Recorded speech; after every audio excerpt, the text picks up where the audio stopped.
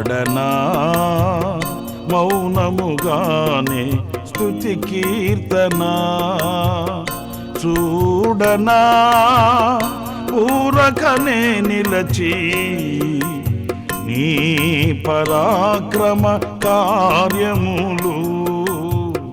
పాడనా మౌనముగానే స్తుతి కీర్తన.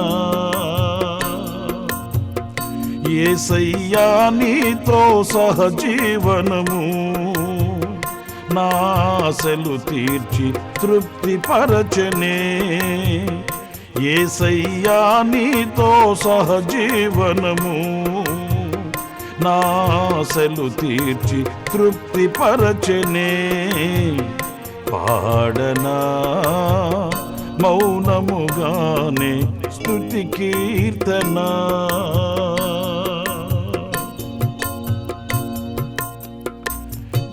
దీర్ఘశాంతము నీ కాడిని మోయుచు నేర్చుకొందునే.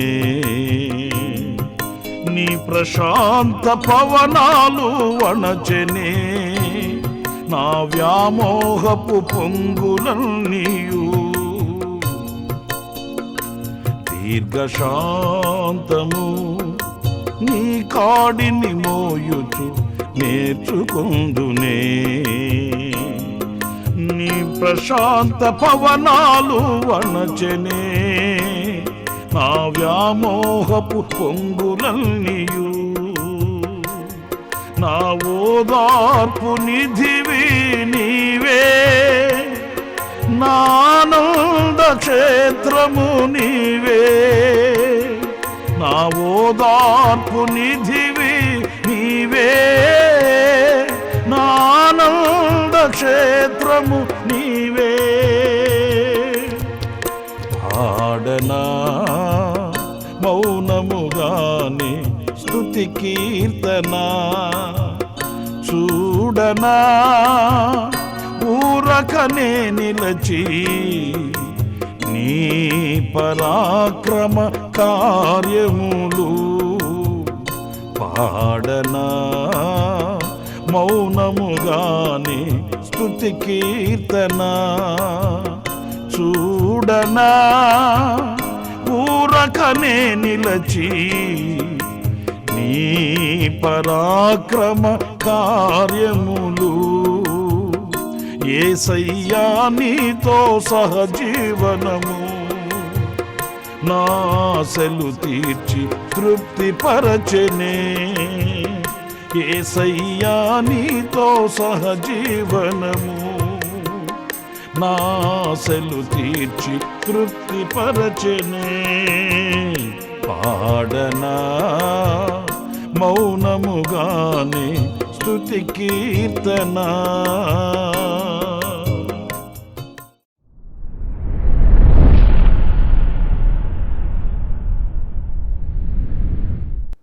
Praise the Lord. ప్రభు అయిన యేసుక్రీస్తు నామములో మీ అందరికీ హోసన్నా మినిస్ట్రీస్ తరపున హృదయపూర్వకమైన వందనాలు తెలియపరుస్తున్నాను. ప్రభు మిమ్మల్ని ఆశీర్వదించి దీవించునుగాక. విశేషమైన కృప నా దేవుడు సమృద్ధిగా మీకు అనుగ్రహించునుగాక. పరిశుద్ధ గ్రంథంలో నుంచి ఈ పూట యోబు గ్రంథం 13వ అధ్యాయం 5వ వాక్యంలోని మాటలు నేను చదువుతాను, జాగ్రత్తగా వినండి. మీరు కేవలము మౌనముగా నుండుట మేలు, అది మీకు జ్ఞానమని ఎంచబడును.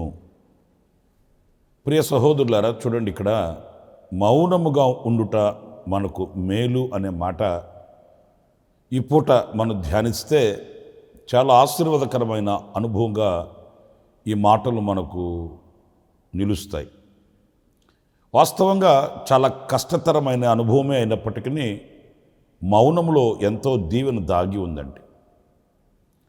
కొన్ని సందర్భాలలో మనకై మనమే ఒక నిర్ణయానికి వచ్చేస్తాము, ముందుకు వెళ్ళిపోతుంటాము. కానీ యోచించి ఆలోచించి జ్ఞానంతో వివేకంతో అడుగులు వేసి కాస్త మౌనముగా ఉండవలసిన సందర్భాలలో ఆ మౌన స్థితిని గనక మనం అనుభవించగలిగితే, ప్రత్యక్షపరచగలిగితే ఎంతో మన ఊహకు మించిన ఘనకార్యాలు, గొప్ప కార్యాలు అందులో మనం అనుభవించగలుగుతామండి. కానీ మనం కొన్ని సందర్భాలలో ఉద్రేకాలకు పాల్పడి అనవసరమైనటువంటి కార్యక్రమాలలో తనమునకలై మనం దైవ దీవెనకు మనం దూరం కూడా అయిపోతూ ఉంటాము. అందుకే ఈ గ్రంథంలో ఈ మాటలు మనం చదివినప్పుడు మౌనముగా ఉండుట, యోబు జీవితంలో కూడా మరి ఆయన ఊరికనే మాట వరకు వ్రాయడం కాదు, కానీ లేకపోతే ఏదో ఒక సూక్తి చెప్పాలి అని కాదు, కానీ ఆయన అనుభవించి ఆ మౌనములో ఉన్న విజయాన్ని చవిచూచిన వ్యక్తి దైవజనుడైన యోబు. ఎన్ని ఇబ్బందులు, ఇక్కట్లు, కష్ట నష్టాలు అతనికి కలిగినప్పటికీ కూడా ఆయన ఎప్పుడు తన ఉద్రేకానికి పాల్పడి దేవునికి దూరమైన వాడు కాదు, మౌనములో ఉన్న ఆశీర్వాదానికి ఆయన పాత్రుడయ్యాడు అనేది మనం చాలాసార్లు లేఖనాల్లో మనం చదువుతూ ఉంటాము. ఇక్కడ మరొక మాట కూడా నేను మీకు జ్ఞాపకం చేయాలి. 37వ కీర్తన 7వ చరణంలో మనం చదివినప్పుడు, యెహోవా ఎదుట మౌనముగా నుండి ఆయన కొరకు కనిపెట్టుకొనుము, తన మార్గమున వర్ధిల్లు వాని చూచి వ్యసనపడకుము, దురాలోచనలు నెరవేర్చుకుని వాని చూచి వ్యసనపడకుము. చూడండి, ఇక్కడ మనకు ఒక చక్కటి ఆజ్ఞ వంటి మాట ఏంటంటే, యెహోవా ఎదుట మౌనముగా ఉండి ఆయన కొరకు కనిపెట్టుకొనుము. మౌనంగా ఉండడం అనంటే ఆయన కొరకు కనిపెట్టుకొని ఉండడం, ఆయన తీర్పు కొరకు కనిపెట్టుకొని ఉండడం, ఆయన ఆలోచన కొరకు కనిపెట్టుకొని ఉండడం, ఆయన రాక కొరకు వేచి చూడడం అనేది చాలా దివ్యమైనటువంటి అనుభవం అండి. వీళ్ళరా, మనం వాళ్ళని వీళ్ళని చూసి వ్యసనపడకూడదని వాక్యం చెబుతుంది. వాళ్ళని వీళ్ళతో మనం పోల్చుకోకూడదని దేవుని వాక్యం చెబుతుంది. మనకున్న చెడ్డ అలవాటు ఏంటంటే, మనం ఎవరు కనబడితే వాళ్ళతో పోల్చుకుంటాం. నాకంటే వాళ్ళు బెటర్ కదా, నాకంటే వీళ్ళు ఉత్తమము కదా, నాకంటే వీళ్ళు మేలు కదా. ఇలా దేవుడు మనకిచ్చిన వాటిని మనం చూచి దేవుని కొరకు కనిపెట్టుకొని ఉండలేము. మనం అందరితో పోల్చుకుంటాం. వీళ్ళు నాకంటే గొప్పవాళ్ళు అయిపోయారని, వీళ్ళు నాకంటే ఐశ్వర్యవంతులైపోయారని, వీళ్ళు నాకంటే ముందడుగు వేస్తున్నారని. కానీ దేవుడు మనకు ఎంత స్థితిని ఇచ్చి ఉన్నాడు, దేవుడు ఎలా మనల్ని సురక్షితంగా కాపాడుతున్నాడు, ఎలా సురక్షితమైన జీవితాన్ని ప్రభు మనకు ప్రసాదించాడు, ఇవన్నీ మనం గుర్తించాలి. మనం ఏదైనప్పటికీ కూడా మనకు న్యాయం చేయగలిగిన, మన పక్షాన నిలవగలిగిన, మనకు తోడు నీడగా ఉండగలిగిన ఆయన కొరకు కనిపెట్టుకొని ఉండాలనే, కానీ మనం ఎదుటి వాళ్ళతో సమానంగా మనం ఎంచుకోకూడదండి. ఎందుకంటే ఈ లోకములో లేని ధన్యత ప్రభు మనకు అనుగ్రహించాడు, ఈ లోకస్తులకు లేని భాగ్యాన్ని ప్రభు మనకు అనుగ్రహించాడు అన్నప్పుడు మన మనస్సు, మన దృష్టి ఎప్పుడు అటు ఇటు వెళ్ళకూడదు, అటు ఇటు చూడకూడదు అనేది ఈ వాక్యం మనకు నేర్పుతున్న సత్యం అండి. పిల్లరా, ఆసాబు కూడా చూడండి, భక్తిహీనుల క్షేమాన్ని చూసినప్పుడు తన భక్తిలో ఆయన సన్నగిల్లిపోయాడు.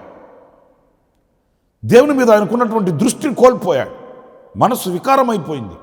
ఆయన మాటల్లో మనం చదివితే, నేను పశుప్రాయుడినైపోయాను, మృగము వంటి వాడినైపోయానని ఆయన పశ్చాత్తాపడ్డాడు.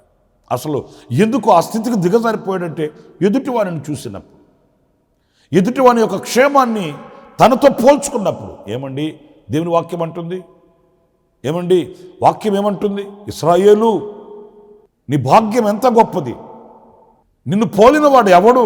యెహోవా రక్షించిన నిన్ను పోలినవాడు ఎవడయ్యా? నిజమే, యెహోవా చేత రక్షింపబడి, దేవుని చేత కాపాడబడి రక్షింపబడిన మనతో సమమెవరు? ఆయన మనకు ఒక ఆధిక్యతనిచ్చాడు, ఆయన మనకు ఒక స్థానాన్ని ఇచ్చాడు, ఆయన మనకు ఒక ఉన్నతమైనటువంటి బ్రతుకును ప్రసాదించాడు. మనం అటు ఇటు చూసి ఉద్రేకులం కాకూడదు, అటు ఇటు చూసి మత్సరపడకూడదు. ప్రభు మనం ఉంచిన స్థితిలో మనం మౌనముగా ఆయన కొరకు కనిపెట్టుకొని ఉండాలని దేవుని వాక్యం చెప్తుంది. ఎందుకు ఆయన కొరకు మనం కనిపెట్టుకొని ఉండాలి? ఒక వ్యాజ్యమే వచ్చినా, ఒక నిందే మనం అనుభవించినా, లేకపోతే ఒక పోరాట పటిమ మనం ఎదుట నిలిచినప్పుడు మనం ఎందుకు మౌనంగా ఉండాలి అని అంటే, మీరు 50వ కీర్తన 3వ చరణంలో చక్కటి మాట మీరు చూస్తారండి. మన దేవుడు వేంచేయుచున్నాడు, ఆయన మౌనముగా నుండడు, ఆయన ముందర అగ్ని నడుచుచున్నది, ఆయన చుట్టూ ప్రచండ వాయువు విసురుచున్నది. మనం మౌనంగా ఉంటే ఆయన కార్యాన్ని ప్రారంభిస్తాడు. మనము మౌన స్థితిని వహించినప్పుడు, దేవునికి అప్పగించినప్పుడు, ఆయన కొరకు కనిపెట్టుకుని ఉన్నప్పుడు, ప్రియులారా, ఆయన మౌనంగా ఉండేవాడు కాదు.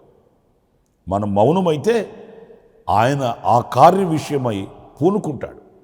మనము ముందుకు వెళితే ఆయన మౌనంగా అయిపోతాడు. అన్నప్పుడు మనము ఆయన కొరకు కనిపెట్టుకొని ఉన్నప్పుడు ఆయన కార్యాలు మనం చూడగలుగుతామండి. మన కార్యముల కంటే దైవ కార్యాలు ఉన్నతంగా ఉంటాయి. మన కార్యాల కంటే ఆయన కార్యాలు పరాక్రమము కలిగినవై ఉంటాయి. అందుచేత మనం మౌనంగా ఉన్నప్పుడు దైవ కార్యాన్ని మనం చూడగలుగుతాం. చాలా సందర్భాలలో నాకున్న ఈ కొద్ది సేవ అనుభవంలో నేను చాలా విషయాలు చూశానండి. ఒకవేళ మనం ఓర్చుకొని అనేక పాఠాలు నేర్చుకొని మౌనంగా నిలిచిపోయిన ఆ విషయంలో దేవుడు మౌనంగా ఉండేవాడు కాదు. ఆయన కార్యాలు ప్రారంభిస్తాడు. ఆనాడు ఆ గొప్ప కార్యాలు చూసిన అనుభవాలు నాకు ఎన్నో ఉన్నాయండి. మనం మౌనమై ఆయనకు అప్పగించుకొని ఆయన కొరకు కనిపెట్టుకొని ఉన్నప్పుడు ఆయన రంగంలోకి దిగుతాడు. ఆయన తీర్పు వేరుగా ఉంటుందండి. ఆయన ఇచ్చే ఆ యొక్క జడ్జిమెంట్ ప్రత్యేకంగా ఉంటుందండి. న్యాయ తీర్పు వేరుగా ఉంటుందండి. ఆ గొప్ప కార్యాలు మనం చూడాలంటే మనం మౌనంగా ప్రభువుకు అప్పగించాలి, ప్రభు చేతికి అప్పగించాలి, ఆయన కొరకు కనిపెట్టుకొని చూడాలి. మనకున్న ఆధారం ఆయనేనని ప్రత్యక్షపరచాలి. చూడండి, ఇంకొక మాట కూడా యెషయా గ్రంథం 62వ అధ్యాయం 1వ వాక్యంలో చదువుతాం ఒక మాటని. సియోను నీతి సూర్యకాంతి వలె కనబడు వరకు, దాని రక్షణ దీపము వలె వెలుగుచుండు వరకు సియోను పక్షమందు నేను మౌనముగా నుండను, యెరూషలేము పక్షమందు నేను ఊరకుండను. ప్రభు చెప్తానండి మాటలు. సియోను విషయమందు, యెరూషలేము విషయమందు నేను మౌనంగా ఉండను. అంటే సియోనుకు సంబంధించిన, యెరూషలేమునకు సంబంధించిన విషయాలు కొన్ని ఉన్నాయి. మనం ఎక్కడికి వెళుతున్నాము అనంటే ఆయన చేత కట్టబడిన ఆ యెరూషలేము సియోను శిఖరానికి మనం సిద్ధపడుతున్నాము. మనం ఈ భక్తిని చేతబట్టుకుని వాటి కొరకు వేచి చూస్తున్నాము. ఆ విషయంలో ఆయన మౌనంగా ఉండేవాడు కాదంటండి.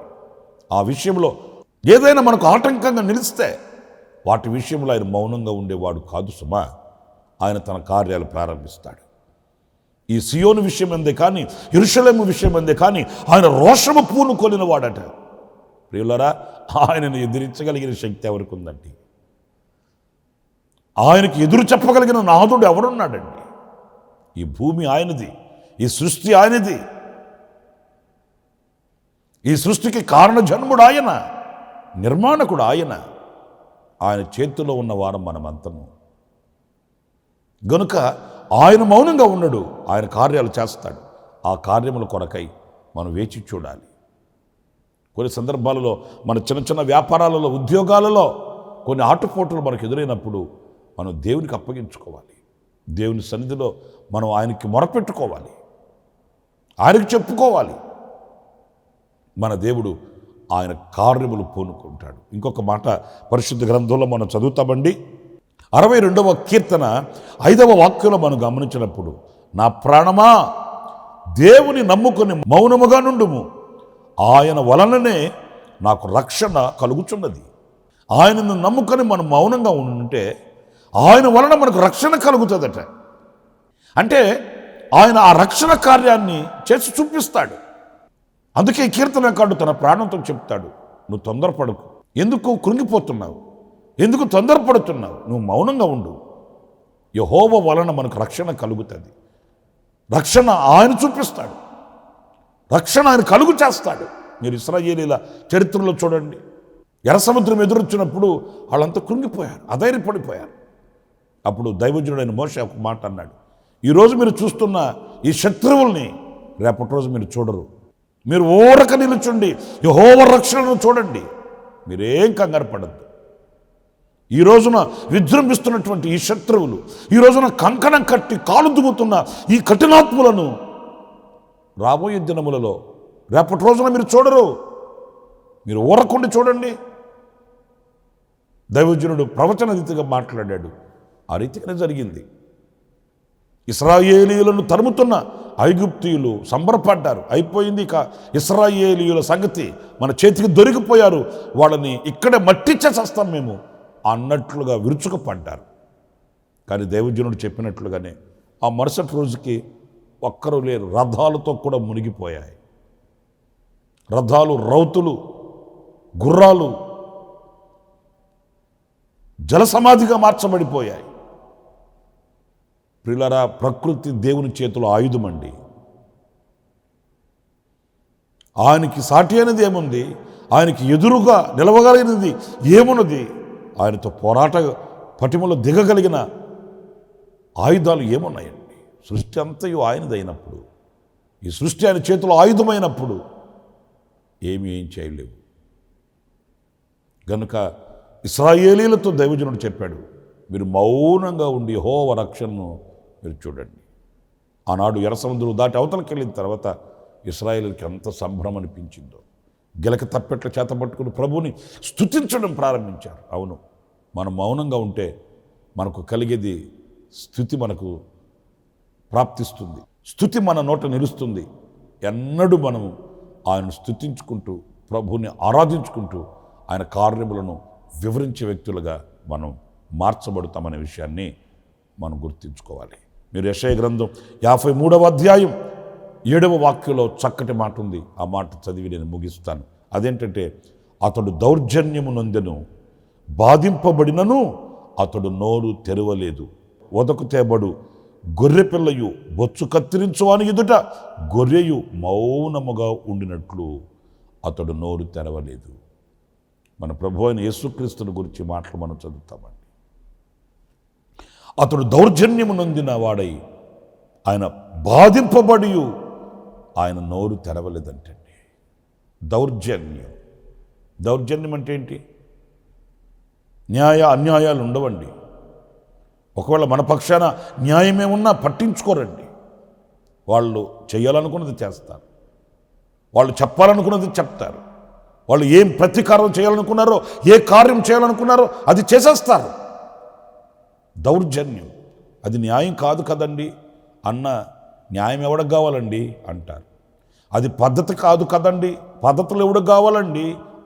అది చట్టం కాదు కదండి, చట్టాలు ఎవరికి కావాలండి? ఇదిగో ఇది దౌర్జన్యం. పిలాతు అడుగుతూనే ఉన్నాడు, ఆయన ఎందుకు చంపాలి? ఆయన ఎందుకు శిక్షించాలి?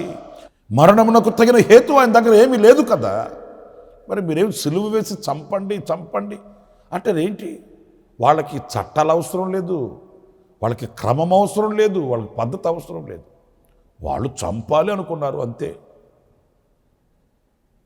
ఆయన్ని చంపండి, సిలువ వేసి చంపండి. మరి ఆ స్థానం ముందు నిలిచి ఉన్న పిలాతు కూడా యేసయ్యలో అన్యాయం ఏమీ లేకపోయినప్పటికీ వాళ్ళు వేసే ఆ కేకలకు ఆయన చేతులు కడుక్కున్నాడు. అయినప్పటికీ ప్రియులారా, వాక్యం ఏం చెప్తుంది? ఆయన నోరు తెరవలేదు. అందుకే ఒక్క మాట నేను మీతో చెప్తాను, సమాధి, మరణం యేసయ్య ఎదుట నిలబడలేకపోయాయి. సమాధి గుండె చీల్చాడు యేసయ్య, మృత్యుపు ఒడిలో నుంచి లేచాడు యేసయ్య, పునరుద్ధానుడై ప్రత్యక్షమయ్యాడు యేసయ్య.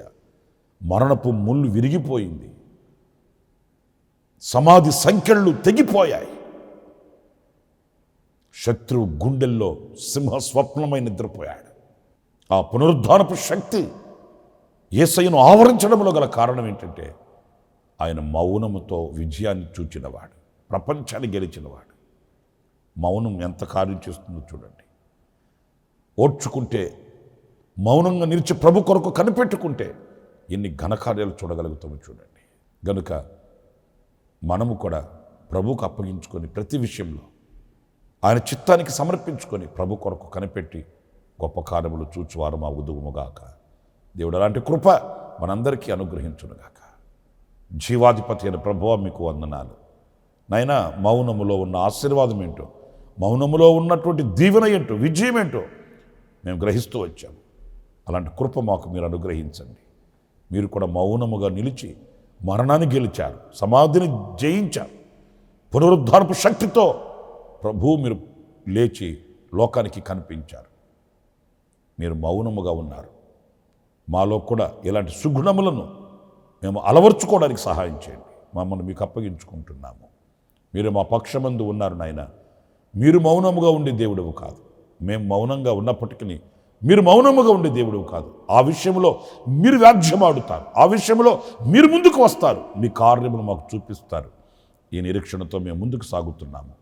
మీ తోడు నీడ మాకు నిత్యం ఉంచి మమ్మల్ని చేపట్టి నడిపించి మహిమ తెచ్చుకున్నామని మమ్మల్ని మీ చేతులు సమర్పించుకుంటూ యేసు నామములో ప్రార్థించి వేడుకొనుచున్నాను తండ్రి. ఆమేన్. ఆమేన్.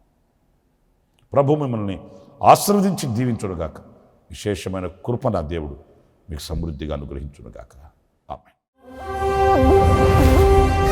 ప్రతి దినము ఈ అనుదిన కృపాను సందేశాల కొరకు ఇంకా మరిన్ని ఆత్మ సంబంధమైన సందేశాల కొరకు ఈ మా యూట్యూబ్ ఛానల్ ని సబ్స్క్రైబ్ చేసుకోండి. Pastor Ramesh Kosanna ministries.